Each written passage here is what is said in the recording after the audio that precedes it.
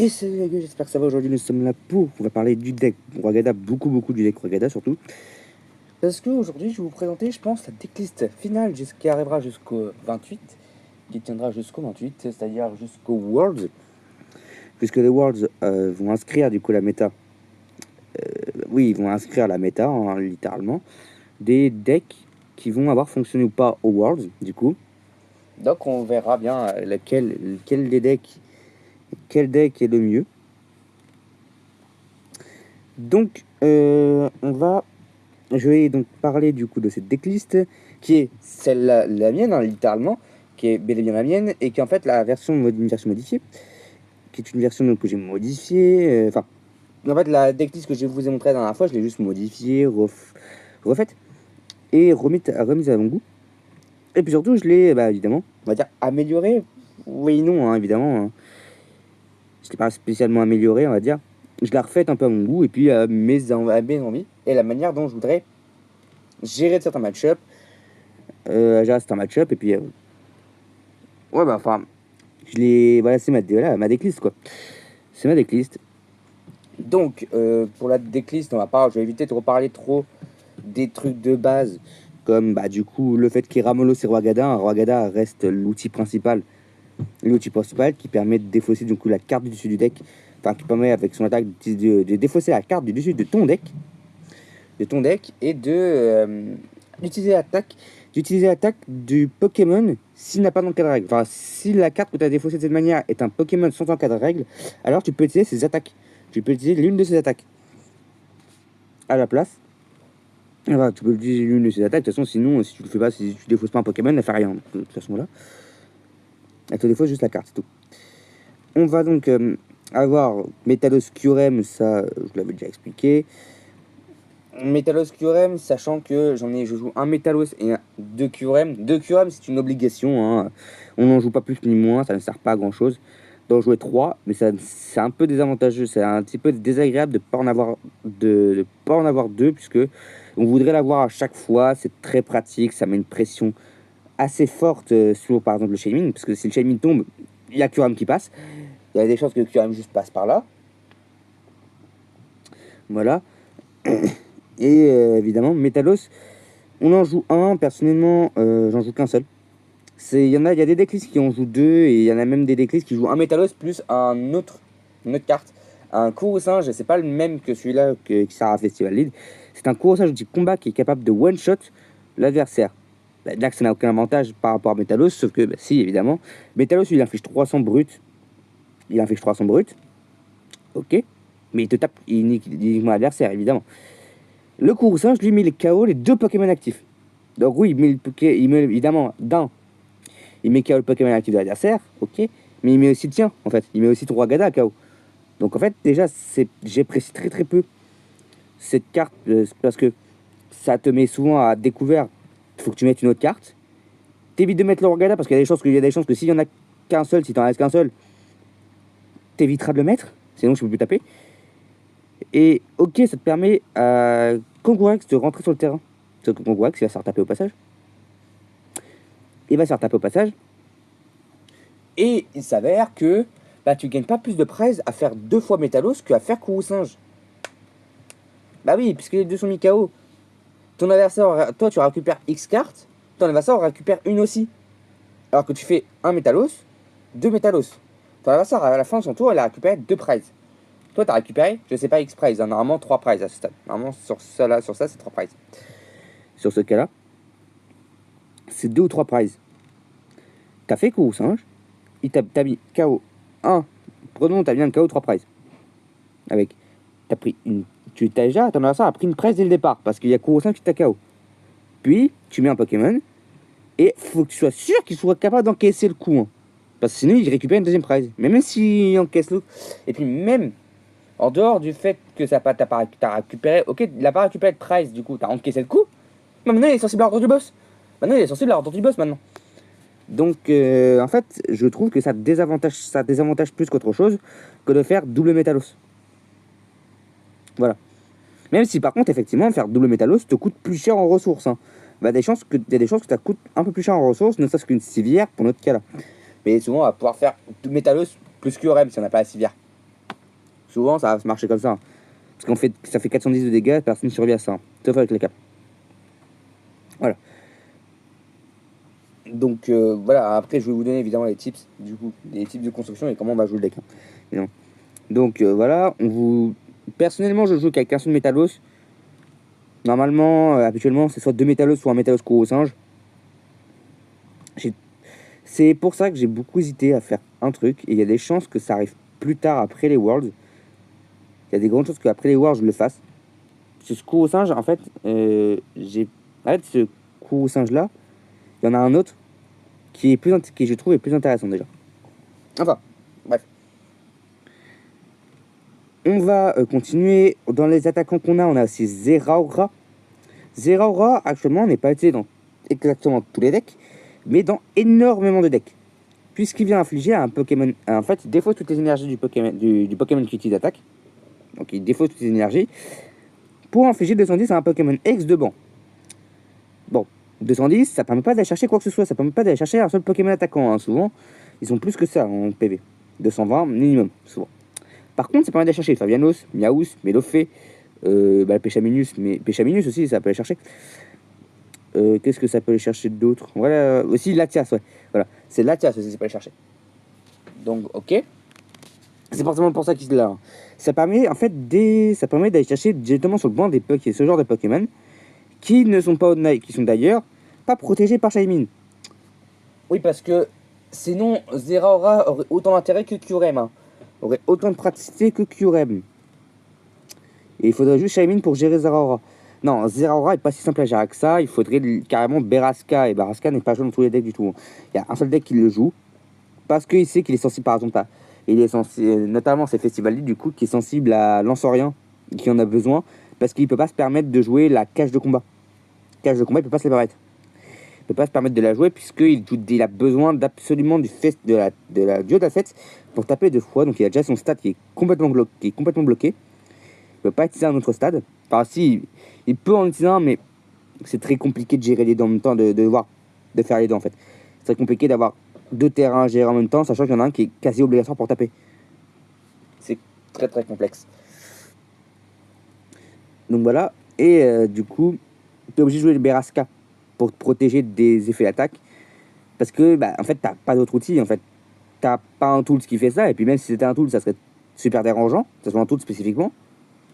Parce que avec tes tools, tu vas taper plus fort, habituellement. Donc si tu as un tool spécifique pour ça, t'as pas d'énergie. Les seules énergies spéciales de type plante, tu as énergie brume, mais l'énergie brume t'empêche d'attaquer, parce qu'il te faut une énergie plante pour taper. Tu peux en mettre une seule énergie. Donc si tu mets une énergie brume, tu peux pas attaquer. Si tu mets une énergie plante, t'es pas protégé des effets. Et puis en plus de ça, de toute façon, celui-là qui est protégé des effets, c'est les postes actifs. Ouais, les postes actifs n'est pas protégé des effets, parce que enfin, il s'en fout d'être protégé des effets, de toute façon, il prend les 200 de dégâts de la part de Lansorien. Donc voilà. Il n'y a pas vraiment de solution à part Beraska, qui d'ailleurs n'est pas forcément une solution si l'adversaire va trop vite. Hein. Si tu as un problème pour aller chercher les boulons. Je vous le dis tout de suite. Voilà. On va donc continuer. On a sur ces 3 attaquants là, c'est tout ce qu'on a, on n'a pas grand plus. Mais on va aussi profiter de quelques cartes de support évidemment, comme Miaous. Miaous permet d'aller chercher une supporter. Comme vous pouvez le voir, au nombre de supporters qu'on a, on en a 8. 4 déterminations de 4 décollages des Cryptoman. Donc oui, c'est intéressant. C'est intéressant de pouvoir aller chercher. On en a vraiment très très peu. Et d'ailleurs, on n'a aucun Pokématos. On n'a aucun moyen d'aller les chercher spécifiquement. Autrement que par décodage ou par Miaous. Voilà, ou par la pioche évidemment. On va avoir Fabianos évidemment parce que c'est du deck One Prize pour la principale partie du deck. L'attaquant principal étant un One Prize. On va se servir de Fabianos, et puis en dehors de ça, on a qu'un seul, enfin on a 2, mais on a une seule méga évolution qui n'est pas attaquant. Oui, parce que l'autre est attaquant, et en vérité, on ne joue qu'un seul.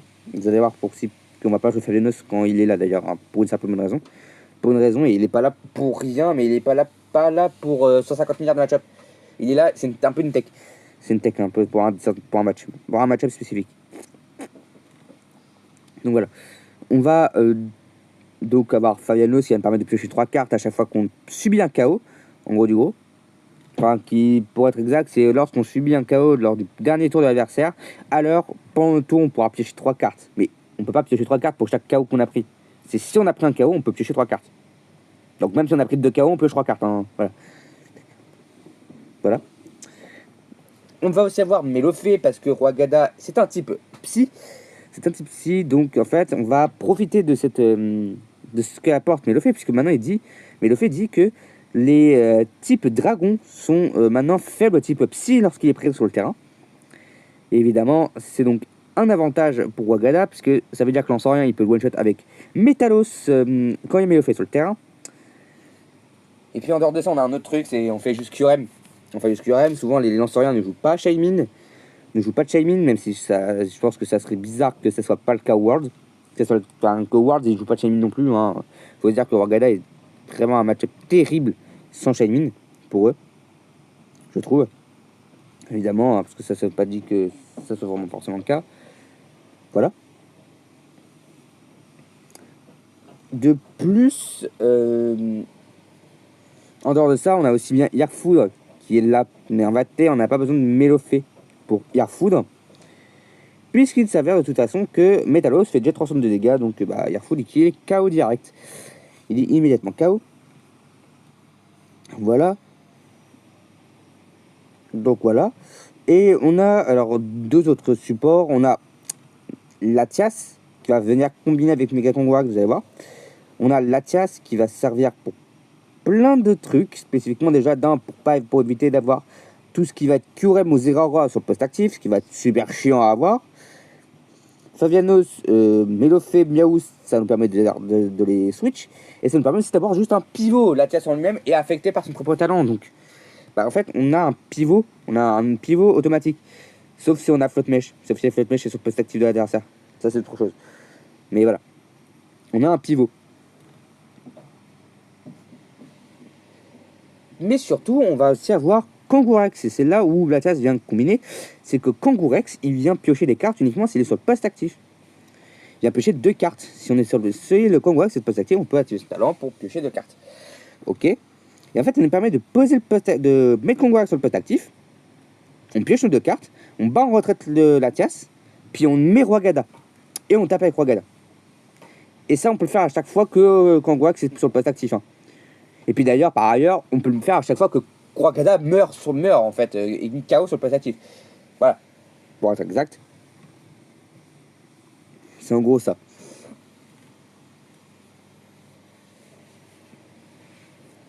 C'est en gros le truc. On va du coup beaucoup vouloir jouer autour de ce Kangourex parce que c'est notre principal moteur de pioche. 2 cartes ok par tour, c'est assez faiblard, mais évidemment ça c'est en plus des supporters, dont on va se combiner ça avec un décodage de Cryptoman qui vient mettre 2 cartes sur le dessus du deck. On prend 2 cartes de notre deck et on le met sur le dessus du deck. Quand on va jouer Kangourex, quand on va jouer décodage, du coup on a 2 cartes sur le dessus du deck, ceux-là qu'on voulait, et avec Kangourex on va piocher 2 cartes. Sachant que les 2 cartes, c'est évidemment sur les 2 cartes du dessus du deck, c'est ceux qui sont sur le dessus du deck. Ceux qu'on a mis avec décodage des Cryptoman. Par conséquent, vu que c'était vu qu'avec décodage on met n'importe quelle carte sur le dessus du deck, on a pioché les 2 cartes qu'on voulait aller chercher. On a pioché les 2 cartes qu'on a mis sur le dessus du deck. Par conséquent, ça peut se traduire par décodage des Cryptoman plus le talent de Kangourex, c'est traduit par aller chercher 2 cartes de votre deck et mettez-les dans votre main. Par conséquent, la V-Star de Arceus V-Star qui permettait de faire la même chose. Et je rappelle, c'était une V-Star, on pouvait la jouer qu'une seule fois par game. Ce truc-là, on peut jouer 4 fois par game. Parce qu'on a 4 décodages. Voilà. En soi, alors, bon, je dis 4 fois par game, évidemment, c'est pas vrai. On le joue rarement 4 fois par game, ce truc-là. Mais, vous voyez ce que je veux dire. Au maximum, on peut faire 4 fois par game. Voilà. Et puis, en dehors de ça, décollage du Cryptoman vient aider Rwagada, parce qu'on peut mettre sur le dessus du deck, la carte du dessus du deck, on peut mettre un Pokémon dessus.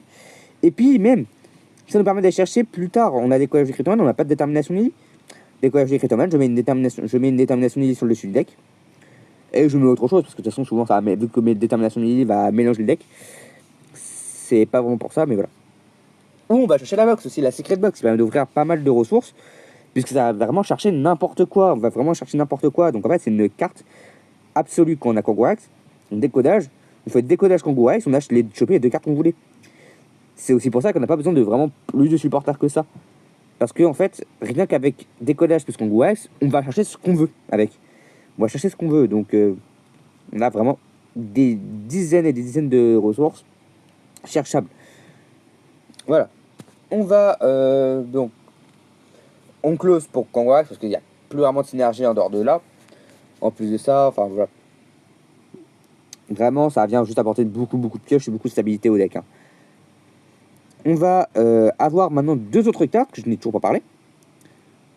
C'est Lipouti et Mega Flagados. Alors, on va commencer par Lipouti parce que Lipouti, c'est une carte qu'on... C'est une carte qui n'est pas obligatoire. Pareil, des decklists ne le jouent pas. Et c'est... Je ne l'ai pas joué pendant un certain temps. J'avoue que j'ai eu un peu de mal avec Lipouti. Mais en vrai, depuis 3 Kangorax, ça me tentait. Avant, on jouait que 2 Kangorax, j'avais beaucoup de mal. Parce que 2 Kangorax avec Lipouti, c'est compliqué de réussir à mettre ton Kangorax, piocher les 2 cartes et Lipouti derrière, sachant qu'en plus on peut en avoir besoin. Mais sachant que passage, d'ailleurs, on doit Go Sigun hein, quand on joue Lipouti d'ailleurs. On doit alors, ça nous empêche pas de go first. On peut go first, c'est pas le problème. C'est juste que si tu veux jouer Lipouti, bah faut que tu Go Sigun, voilà. T'as pas trop le choix. C'est comme quand on joue Mélo, hein, évidemment on Go Sigun parce qu'on veut jouer Mélo pour piocher des cartes. Et vu que c'est une attaque, faut qu'on joue Sigun, voilà. Faut qu'on Go Sigun, on n'a pas le choix. Donc voilà. En fait, les Poutis, ce que ça fait, c'est que pour une attaque à 0, donc une attaque gratuite, on va chercher dans le deck jusqu'à 2 cartes énergie psy de base, et on les attache à l'un de nos Pokémon. À l'un de nos Pokémon. Pas à nos Pokémon, à l'un de nos Pokémon. Donc en fait, on peut pas attacher. Voilà, les deux énergies doivent être attachées au même Pokémon obligatoirement. Et sur le banc, évidemment, un Pokémon de banc. Donc souvent, ça va être un Ramolos, évidemment.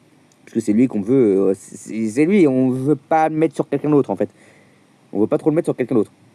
C'est lui qui doit taper, et voilà. Donc sur un Ramolos. Donc ça a deux avantages. D'un, charger un Ramolos de manière complète. Voilà, parce qu'il y a besoin de 2 énergies, il y a besoin que 2 énergies pour taper avec Floragada. Ça, on met les 2 énergies d'un coup. Ok. Deuxième chose, on vient chercher directement nos énergies psy. Bah oui, parce que en fait, on a le fortifiant merveilleux dans la decklist. Et en fait, ce fortifiant merveilleux, il permet de mettre une énergie de base de notre pile de défausse à l'un de nos Pokémon de psy banc. L'un de nos Pokémon de banc de type psy. Il faut une énergie psy de base.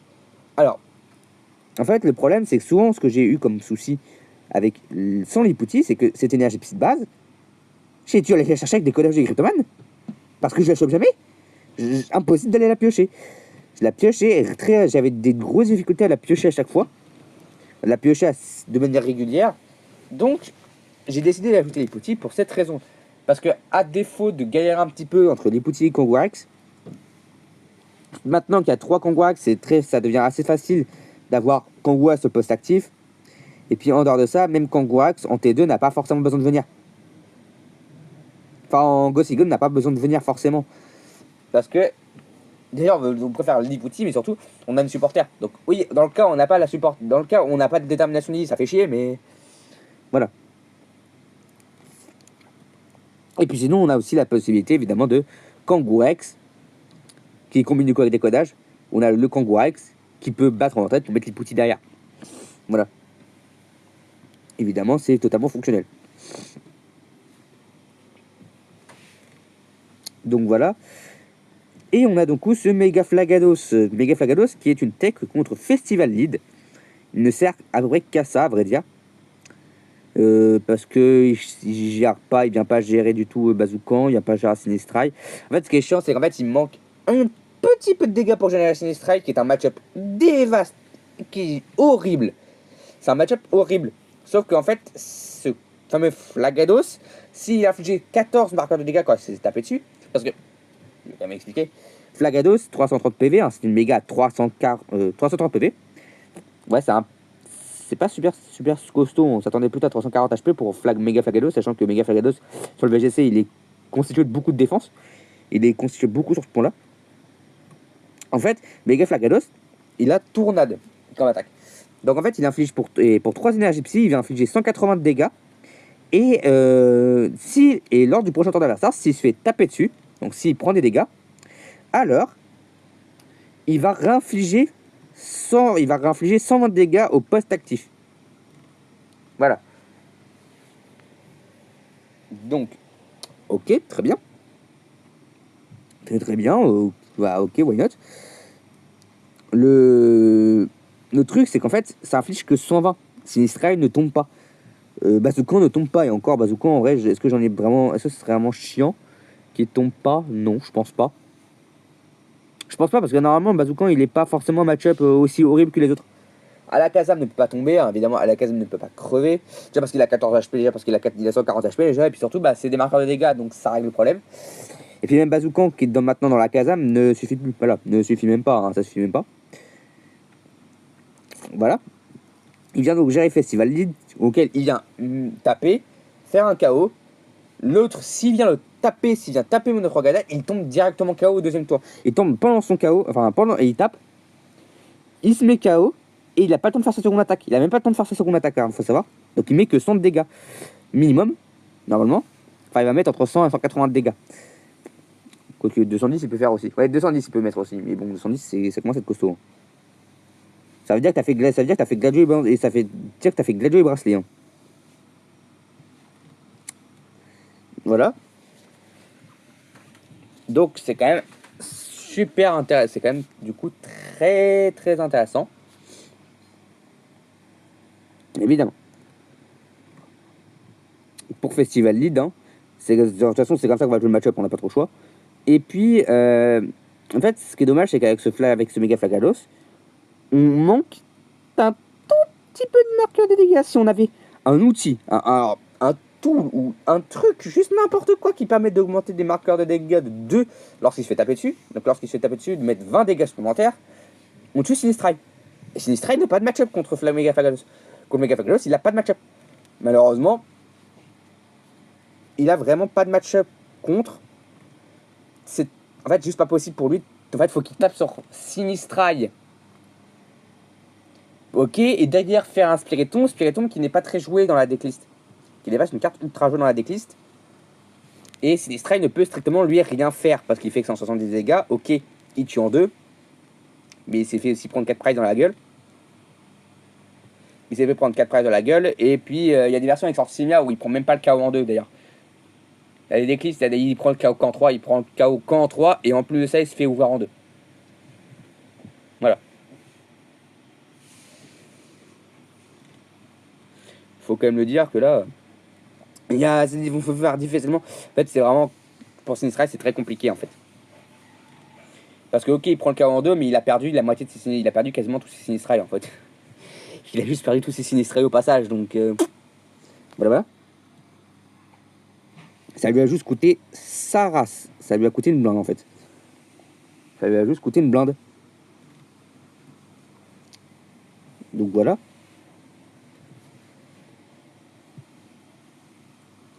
Donc, pour savoir un truc, ce Flagados, on peut le changer. En fait, vous pouvez totalement changer ce Flagados. Pour, si vous n'aimez pas la façon dont faut jouer avec une Flagados, vous pouvez le changer par une autre carte qui aura le même intérêt. C'est Courrosinge, mais le Courrosinge de type Psy cette fois-ci. Pas celui-là de type combat qui du coup permet de faire le chaos sur les 2 Pokémon actifs. Mais le Pokémon le type Psy, il inflige 100 de dégâts. Donc 100 de dégâts sur le poste actif. Et il inflige 5 marqueurs de dégâts sur le poste sur le banc. Donc l'intérêt c'est surtout parce que en fait, tu viens infliger 100 de dégâts sur le poste actif. Tu fais le chaos sur un pomme d'armure. Tu fais même le chaos sur un badabon il me semble. Et derrière, tu vas mettre 5 marqueurs de dégâts sur un vert pomme, un lait boulet ou un pois sirène qui tombe KO en fait, qui tombe KO là-dessus. En fait, sur ça en fait, ça tombe KO là.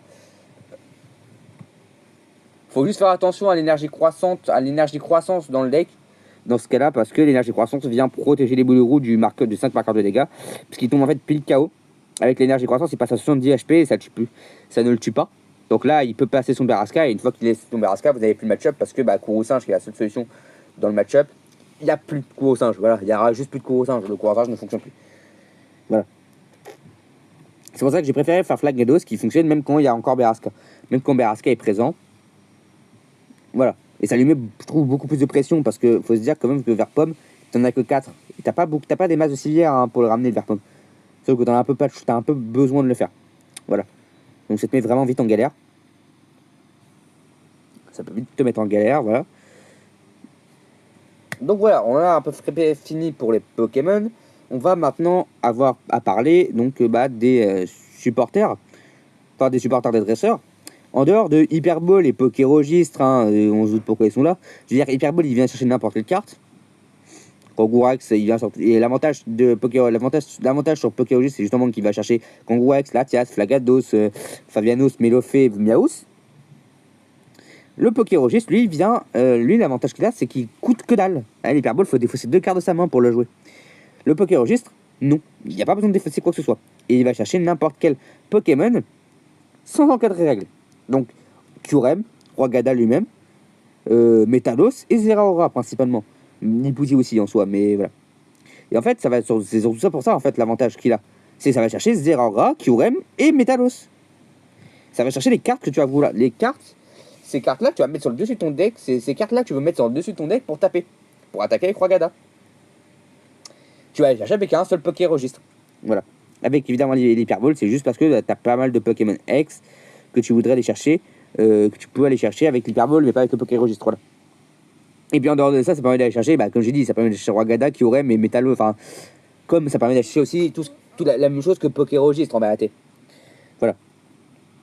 Ensuite, on va jouer donc le Fortifiant Merveilleux qui, comme je l'ai expliqué, permet de remettre une énergie psy de base de la défausse vers l'un de ces Pokémon de banc de type psy.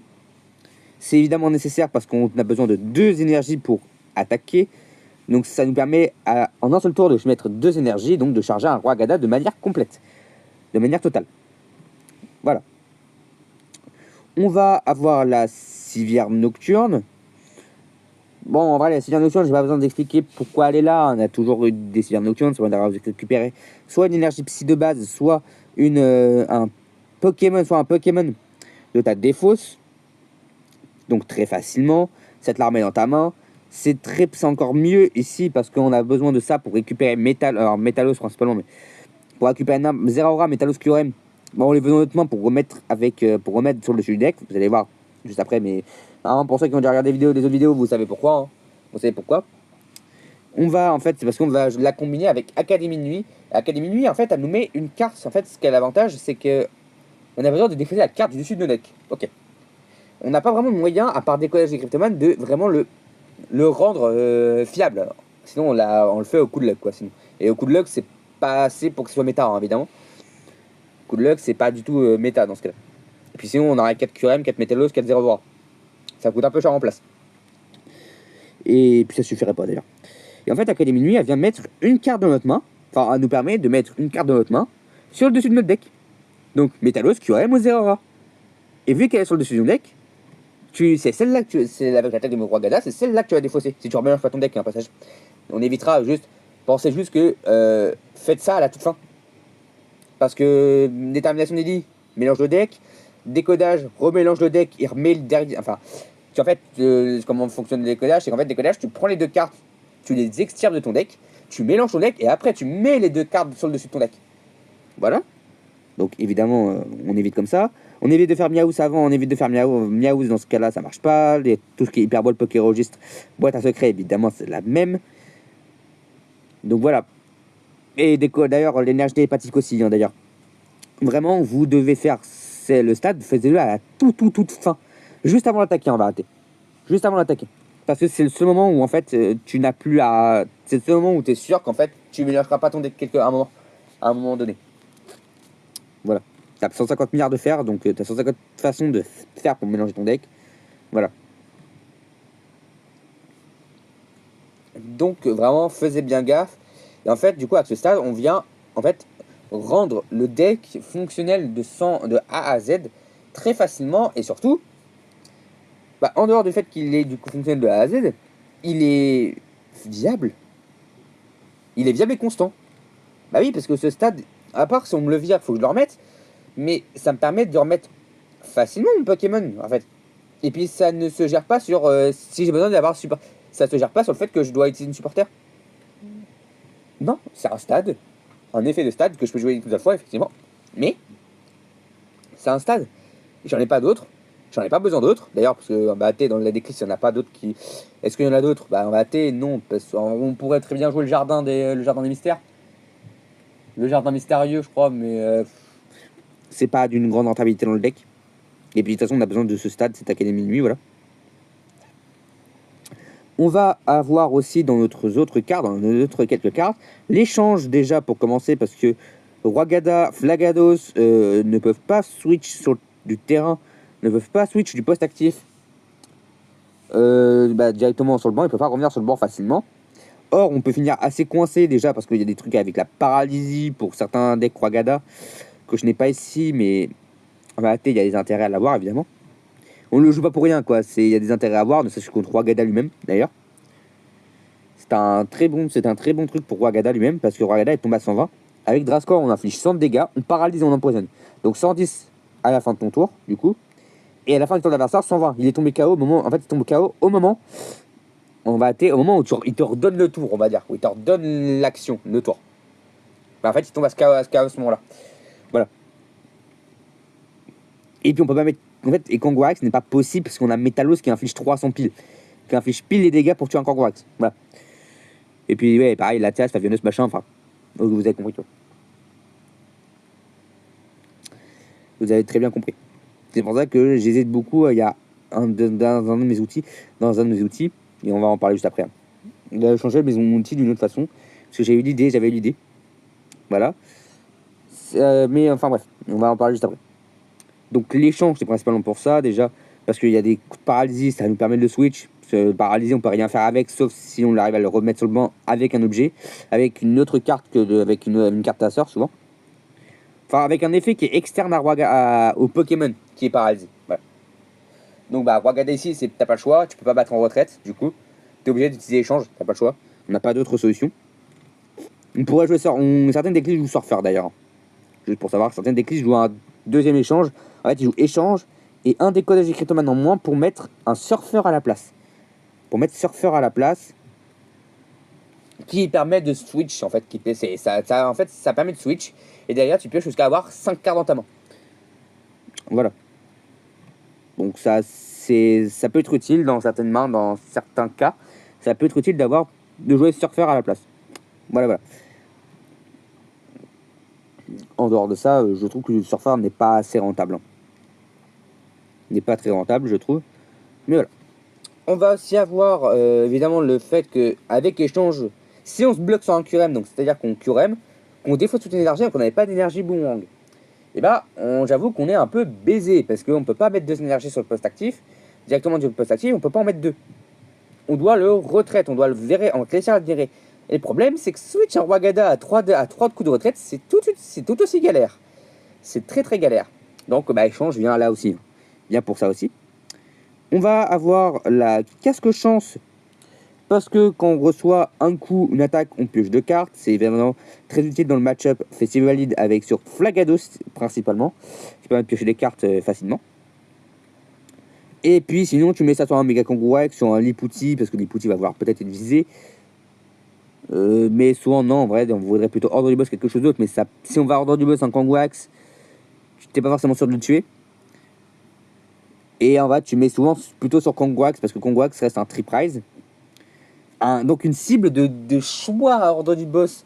C'est que, en fait, c'est une carte que tu as envie d'aller KO, que tu as envie d'aller KO, parce que 3 presse, c'est super rare, c'est super rentable. C'est vraiment très très rentable. Mais il va surtout aller chercher parce qu'il est capable d'aller one-shot. Donc, en fait, ça dépend. S'il est capable d'aller one-shot, s'il a un deck qui lui permet d'aller one-shot, il y a des chances que, ouais, il y a des chances qu'il le fasse. Il y a des chances qu'il fasse Ordre du Boss dessus. Par contre, il faut penser que, par exemple, Festival Lead ne peut pas. Voilà. Festival Lead, il va le faire parce qu'il faut qu'il évite de taper sur Flagados.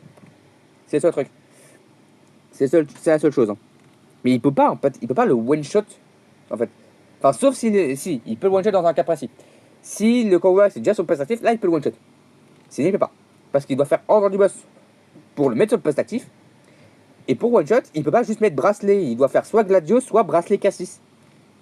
Et Cassis ou Gladio, c'est les supporters. Il peut pas être joué avec Ordre du Boss. Tu peux pas faire Ordre du Boss Cassis. Tu peux pas faire Ordre du Boss Cassis et Ordre du Boss Gladio. Tu peux pas. Vous voyez donc le truc. Vous voyez donc le souci.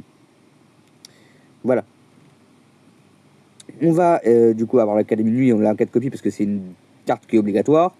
on va aller voir vite fait dans les énergies. Donc on joue les 4 énergies télépathiques qui nous permettent d'aller chercher n'importe quel Pokémon Psy de base et de mettre sur le banc.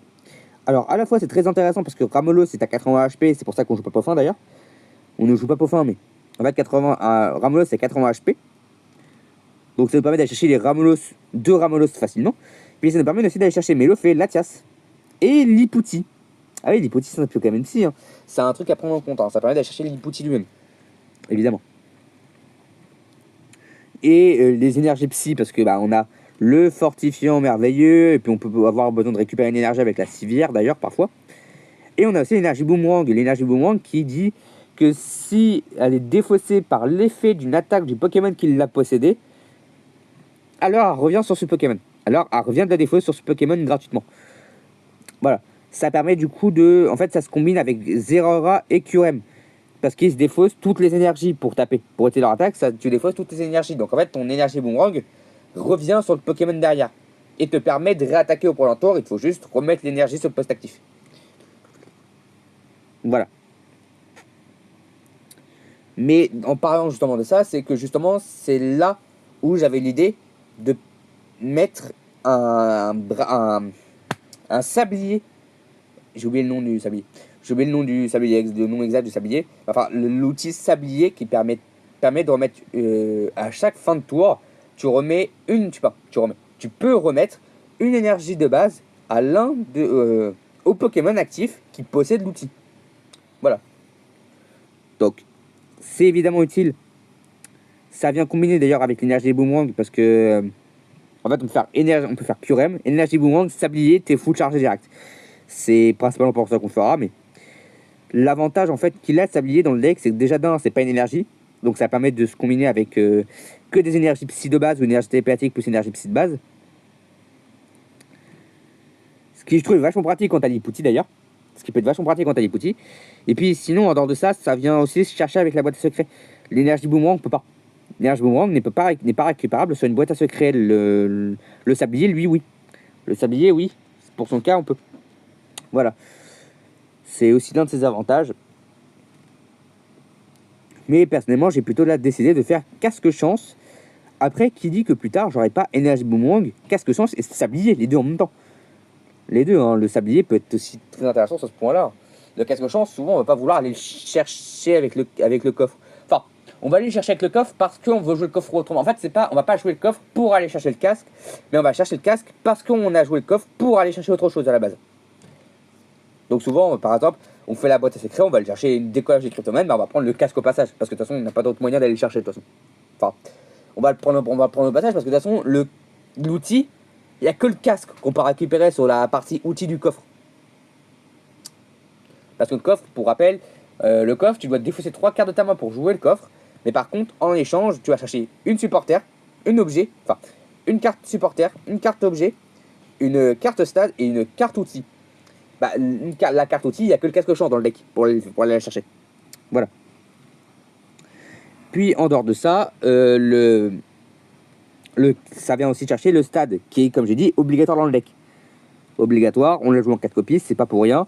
On ne veut pas dans ses prizes, on veut aller la récupérer pour la mettre sur le terrain et donc récupérer pour mettre nos Métalos, Kyurem et Zeraora sur le jeu du deck.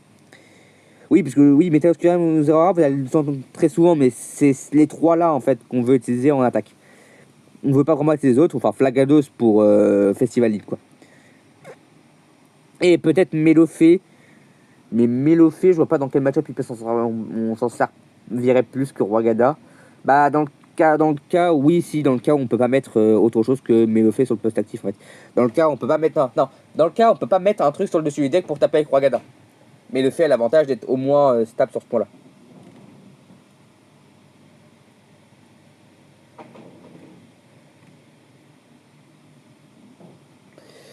Donc bref, en dehors de ça, on utilise donc le coffre, évidemment pour le stade principalement, c'est pour ça qu'on l'a. Ça nous permet de stabiliser encore mieux l'Académie Nuit. Puis en dehors de ça, ça nous donne beaucoup de stabilité, parce que ça va nous chercher littéralement à peu près en un coffre. C'est simple, le coffre va nous chercher décollage des cryptomanes. Si on a Kangourak, il faut penser en compte que évidemment on veut Kangourak sur le poste actif, souvent. On va vouloir le Kangourak souvent. Donc voilà. Ça va nous chercher décollage des Cryptoman qui va aller chercher 2 autres cartes. On va aller chercher. Alors ça dépend de la situation, mais on peut aller chercher le Poké-Registre ou le Fortifiant Merveilleux. L'un ou l'autre. Souvent on a besoin des deux, donc en fait c'est pour ça que je dis l'un ou l'autre. On va aller aussi chercher un outil, donc le casque ici pour notre câble, c'est pas chiant. Et le stat. Vu qu'on va chercher l'objet, qu'on a cherché le décodage, on va en passage rechercher 2 autres cartes. Si on a cherché le Poké-Registre, il faut aller chercher le Fortifiant, sinon c'est inverse. On va aussi aller chercher, soit on va aller chercher directement la deuxième, le 2 de l'attaquant. Et on peut, avec ça, normalement, ça suffit. Après, il faut juste l'énergie, mais l'énergie dans la main, souvent, on l'a. Ou ça veut dire qu'on a déjà une autre carte, ça veut dire qu'on avait une autre carte qu'on a besoin d'aller récupérer. Donc parmi toutes les cartes qu'on allait récupérer, on avait forcément l'une, on en a forcément besoin. En fait, il faut juste qu'on en ait une dans la main, mais une dans la main, l'une des 5, enfin de toutes les cartes qu'on allait chercher. C'est soit on a énergie, soit on en a une des, on a une des cartes qu'on allait chercher.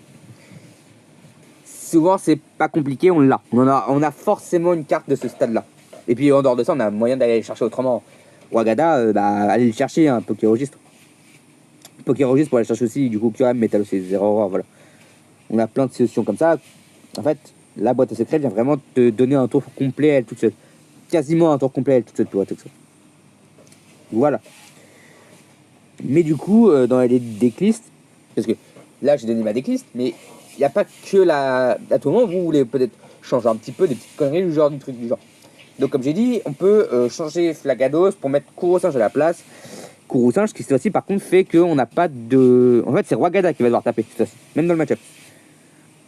On va aussi avoir des Mega Kongouax qui varient entre 2 et 4 Mega Kongouax dans le deck. J'aime pas du tout 2.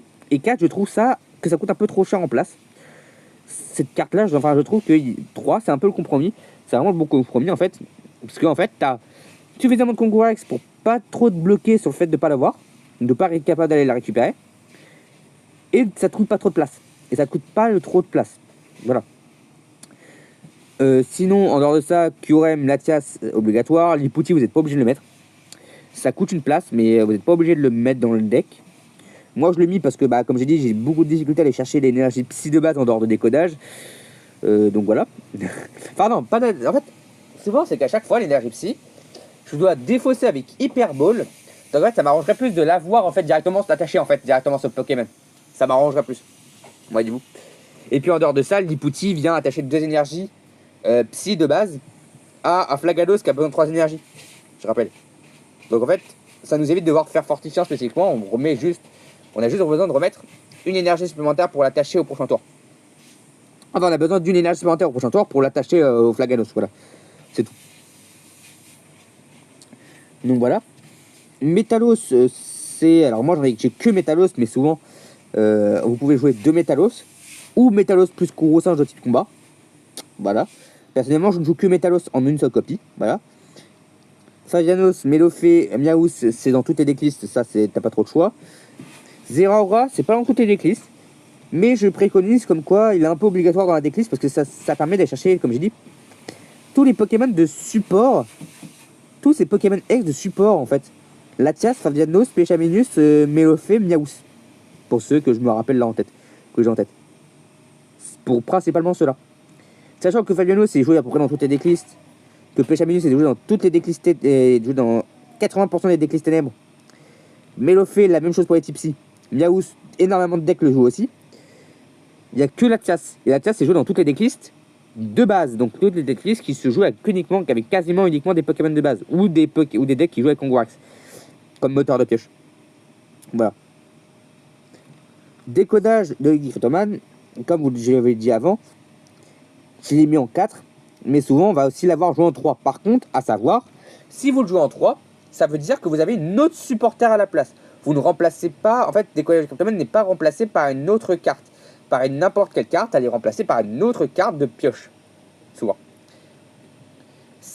Pour dire, comme je rappelle avant, je l'avais soutien de Nefi et 4 décodages. Non, si vous remplacez un décodage, vous remplacez ça soit par un surfeur, en vrai je dis un surfeur, mais pas obligatoirement un surfeur, mais une carte de stabilité. Voilà, une autre carte supporter de stabilité. Donc ça peut être surfeur, ça peut être, comment elle s'appelle Ludvina, Aurore, ça pourrait fonctionner aussi. Mais voilà, ça pourrait fonctionner, ça pourrait bel et bien fonctionner. Aurore. Puisqu'on va chercher Métalos plus Fragada Romanos ou d'autres solutions comme ça. Enfin, d'autres combinaisons, ça dépend de la combinaison que vous voulez. Voilà. Mais ça va permettre, ça va chercher pas mal de combinaisons en fait. De combinaisons intéressantes surtout. Donc voilà, enfin bref. Vous pouvez les mettre Aurore, mais vous ne pouvez pas genre mettre un... vous pouvez pas virer un décodage pour mettre un courrousage de psy par exemple. Ça vient perdre beaucoup, tu viens perdre beaucoup en stabilité, parce que cette carte est vraiment très importante dans le decklist. Tu vas perdre beaucoup en stabilité pour rajouter un truc que tu aurais... En fait, pour rajouter un truc contre un match-up. Sauf qu'en fait, ce truc-là, ça fait que tu augmentes certes dans le match-up où tu étais mauvais à la base, mais tu descends beaucoup dans le match-up où tu n'es pas censé être mauvais dedans. En fait, tu n'es pas censé être mauvais dedans. Voilà. Donc souvent, quand tu vas aller... Si tu veux remplacer des collages, c'est par une autre supporter de pioche. Et pas vraiment par autre chose. Donc tu vas éviter, hein, surtout pour ça. Détermination d'Isis, c'est en 4 copies, ça c'est obligatoire. Hyperball Pokérogis, c'est 4-4. J'ai dû voir quelques déclics qui jouaient 3 Hyperball. Mais pour 90-95% des decks, c'est 4 Hyperball, 4 Pokérogis. Hein. Fortifiant merveilleux, il y en a 3. Ça, c'est non négociable. Pareil. Civière Nocturne, il y en a 2. Il y a des déclics qui le jouent en 3 copies à Civière. Par contre, il faut prendre en compte que ça prend un peu de place. Hein. Ça prend de la place, ça te vire une carte, tu dois virer une carte. C'est pour ça que moi, j'ai pas pris de 3 Civières. 2 Civières, j'ai plutôt l'habitude de jouer avec 2 Civières. Je trouve qu'il n'y a pas de problème. Donc, ok. Voilà, donc je joue qu'avec 2 Civières. Boîte à secret, c'est obligatoire. J'ai vu une déclisse qui joue avec l'énergie fortune, là, avec les... pas l'énergie fortune, l'énergie enrichissante, voilà. Non, hein, évidemment, déjà il le joue avec des Sordo, donc ça avait l'avantage. Il le joue avec 2 Sordo déjà pour commencer. Donc il joue avec la version Ramolos de Sordo. Donc Ramolos 70 HP plus les 2 Sordo à 70 du coup, pour jouer Peaufin. Et il le joue avec ça en fait. Donc ça avait l'avantage de pouvoir se recycler avec les 2 Sordo. Sauf que c'est une énergie déjà. T'as pas vraiment la possibilité de te permettre ça en fait. Tu peux pas vraiment trop te le permettre. Et puis ça vient pas te stabiliser toutes tes cartes en fait. Voilà. Là où le coffre, la boîte secrète, t'as besoin du stade. Ça vient de le chercher. T'as qu'un seul moyen d'aller chercher. C'est le seul moyen à peu près d'aller chercher l'outil. Parce que le décodage de Cryptoman, souvent tu vas pas le chercher avec. Tu vas pas chercher l'outil avec décodage. T'as trop de cartes à aller récupérer En fait, décodage te permet d'aller récupérer trop de cartes importantes pour que tu viennes récupérer de casque avec. Voilà. Donc ok, échange, on l'a joué en une copie minimum, mais comme j'ai dit, on a pu avoir contre un décodage un surfeur qui permettait de faire un deuxième échange, mais l'échange en lui-même, l'objet échange, on l'a quand même en une copie. Dans tous les cas. Dans tous les cas, on a une copie parce que, comme j'ai dit, il y a plusieurs situations où tu as besoin de cet échange. Et ça d'ailleurs, c'est plus répandu que jamais. C'est plus répandu hein, que vous pensez. Souvent d'ailleurs, c'est dans le cas justement du T2 où tu fais Curable. Le mec est paralysé parce qu'il y a plus de tu viens de lui démonter la moitié de son banc, dont les Pokémon qui devaient taper. Et le mec ne peut plus taper du coup, mais du coup il t'a pas tué le roi Gada et t'as pas tué le roi Gada. Et ça, du coup, c'est dans le cas où t'as pas réussi à mettre l'énergie boomerang sur le roi Gada en question. Voilà. Le casque chanceux, vous pouvez le changer par un bracelet, si vous voulez. Le bracelet fortifiant. Le bracelet. Merde. Le bracelet brave, non. Le bracelet vaillant, voilà. Le bracelet vaillant, vous pouvez soit le remplacer par le bracelet vaillant, ou vous pouvez ajouter le bracelet vaillant. En fait, il existe les decks avec bracelet vaillant, le deck avec casque chance, et les decks avec les deux. Voilà. Le deck avec les deux.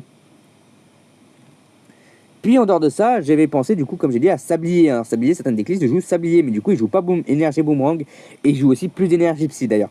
Il joue 6 énergies psy pour ça. Voilà. L'Académie Nuit, évidemment, en 4 copies, ça c'est une obligation, vous ne pouvez pas changer ça. Énergie télépathique, 4 copies, c'est pareil. Énergie psy de base, 4 copies. Alors, comme j'ai dit, ça dépend de si vous jouez le Sablier ou pas. Si vous jouez le Sablier, vous jouez 6 énergies psy, et pas d'énergie boomerang. Et si vous n'avez pas de Sablier, vous devez jouer 4 énergies psy et minimum 2 énergies boomerang. Enfin, entre 2 et 3 énergies boomerang. À vous de voir. Certaines déclises jouent 2 énergies boomerang, certaines déclises en jouent 3. Voilà. Là, en fait, le truc, c'est qu'en fait, en jouer 2, ça te désavantage un peu pour aller la choper, mais ça te donne de la place pour une autre ressource. Voilà. Et inversement, dans l'autre sens. En fait, le problème de Roi Gada, c'est que c'est un deck où tu veux... t'as 150 façons de mettre. En fait, Wagada, c'est ce genre de deck, comme les deckbox, qui en fait sont restreints, sont nerfés par la limite des 60 cartes. Il y a certaines decklists où c'est pas le cas. Et ben il y a plein de decklists où c'est pas trop le cas. Bah là c'est son cas. Parce qu'en fait t'as tellement de cartes que tu voudrais mettre dans la decklist, mais tu peux pas te le permettre parce que ça voudrait dire dans ce cas-là que tu dois retirer d'autres cartes comme des Kongwax, des machins bidules, des Kongwax, des décodages, des déterminations d'idées, etc. Sauf que ces cartes-là, tu veux les avoir en 4 copies parce qu'elles sont super importantes dans la decklist. Donc, bah, par comprimé, tu évites de prendre toutes les ressources du jeu. Tu évites de prendre toutes les ressources que tu voudrais avoir. Tu t'obliges à pas prendre toutes les ressources que tu voudrais parce que, bah, t'as pas le choix. Voilà. Mais du coup, ouais, voilà. C'est comme ça, du coup, que notre Wagada, on l'a construit.